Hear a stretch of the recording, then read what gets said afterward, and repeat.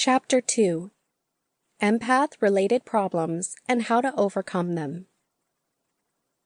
Having empath abilities gives a person an interesting life. It turns a person into a superhero of a sort, but at the same time presents challenges that don't afflict non-empaths. It may be tempting to give away these cursed superpowers to somebody else. Unfortunately, not only is it impossible, but rejecting them does not really help anyone. The first step towards coping is to acknowledge that you are an empath and to look at your situation objectively. Pros and cons of being an empath. Being an empath is not so bad. You just have to deal with some issues. Empathy is the ability to connect to a person at a deep level.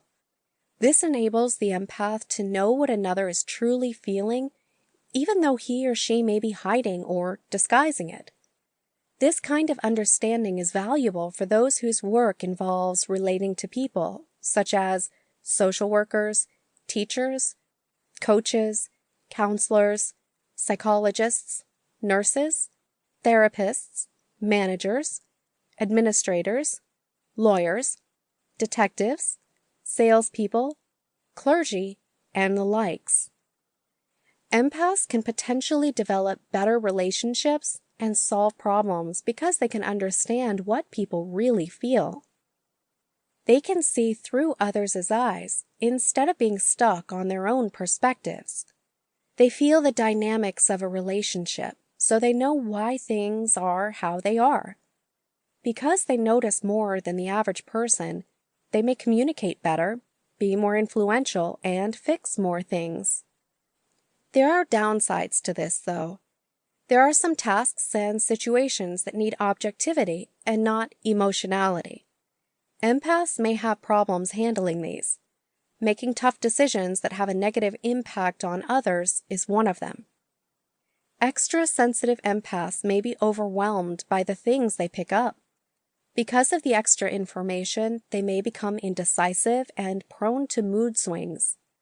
When they are regularly subjected to unpleasant or overstimulating moods, their physical and psychological health may suffer. When they feel other people's pain intensely, they may suffer themselves and be unable to help. This frustrates them so much because they feel powerless. They feel guilty because they can't do anything. And they also feel the other party's misery of not receiving any help.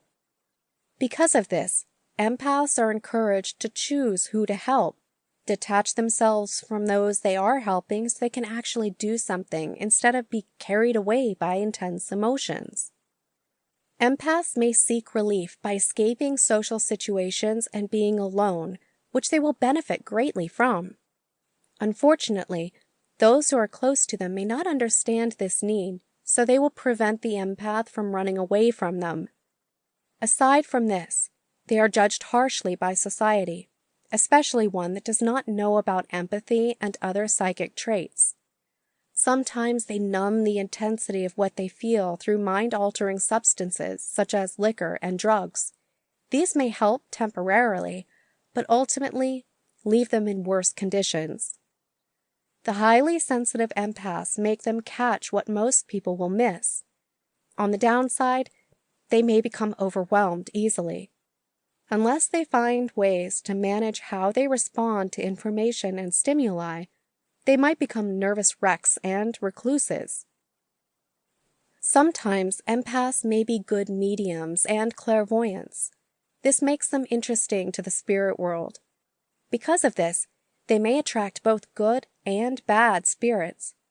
Unfortunately, some of these spirits may feed off on their energies because they have weak boundaries and they emit energies strongly.